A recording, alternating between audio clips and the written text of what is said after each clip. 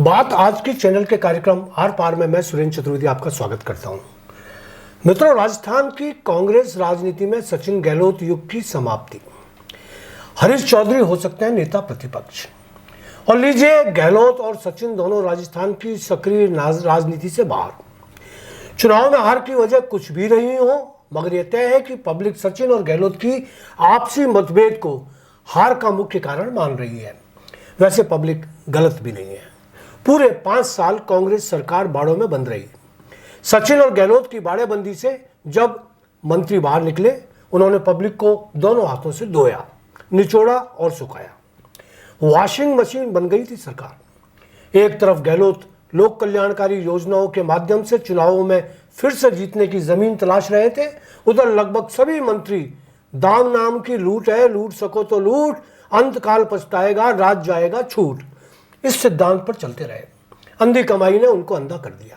खैर, भाजपा को इसका फायदा मिला और अब जिस तरह भाजपा हाईकमान ने निष्ठुर मन से राजस्थान की तोपों को घर बैठाकर नए चेहरे खड़े कर दिए हैं, उसी अंदाज में कांग्रेस ने भी राज्य के दिग्गजों को राज्य निकाला दे दिया है। फर्क सिर्फ इतना है कि भाजपा ने राज्य के भारी भरकम नेताओं को बर्फ में लगाकर बदलाव किया, जबकि कांग्रेस ने प्रमोशन देकर अशोक गहलोत को राज्य की सत्ता से दिल्ली पहुंचाते हुए सभी विरोधी पार्टियों के संगठन से तालमेल बनाने की जिम्मेदारी सौंपी है। अलायंस कमेटी सदस्य की जिम्मेदारी दी है, जबकि सचिन को केंद्रीय कार्य समिति का सदस्य बनाने के बाद अंततः राष्ट्रीय महामंत्री और छत्तीसगढ़ का प्रभारी बना दिया है। सवाल उठता है कि इस नियुक्ति से पहले जो सोचा जा रहा था कि सचिन को प्रदेश अध्यक्ष या नेता प्रतिपक्ष की जिम्मेदारी दी जाएगी, उसका क्या होगा? कौन संभालेगा अध्यक्ष का पद? कौन होगा नेता प्रतिपक्ष? मित्रों, यह तो तय हो गया है कि सचिन और गहलोत को केंद्र की राजनीति में फिट कर दिया गया है। गहलोत को दिल्ली भेजे जाने के लिए जो जिम्मेदारी दी गई है, वह उनके कद से मेल नहीं खाती। एक तरह से यह उनके कद को कतरने जैसी है। वह नेता जिसे चुनाव से पहले कांग्रेस सुप्रीमो सोनिया ने राष्ट्रीय अध्यक्ष पद संभालने का प्रस्ताव रखा था, उसके मुकाबले ये अलायंस कमेटी सदस्य जैसा मामूली पद देना उनका अपमान ही माना जा सकता है। मगर मित्रों, यह उनकी करनी का ही परिणाम है। सचिन को पैंदे बैठाने के चक्कर में उन्होंने राज्य में रहने के लिए 90 विधायकों के जिस तरह इस्तीफे दिलवाए, उसके परिणाम यही आने थे। आज गहलोत चुनाव हारने के बाद इसी लायक रह गए हैं।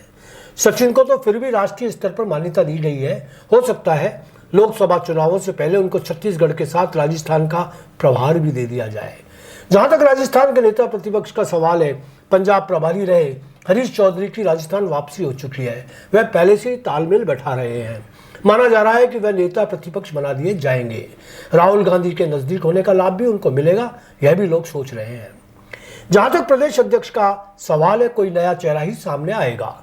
वर्तमान अध्यक्ष गोविंद सिंह डोटासरा का तो हाल यह है कि वह अभी तक पूरे राज्य में जिला इकाइयां तक घोषित नहीं कर पाए हैं।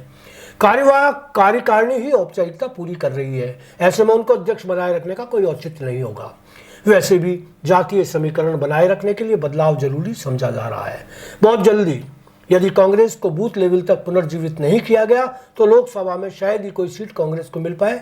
दोस्तों, आज इतना ही। कल फिर नए मुद्दे पर बात होगी। धन्यवाद।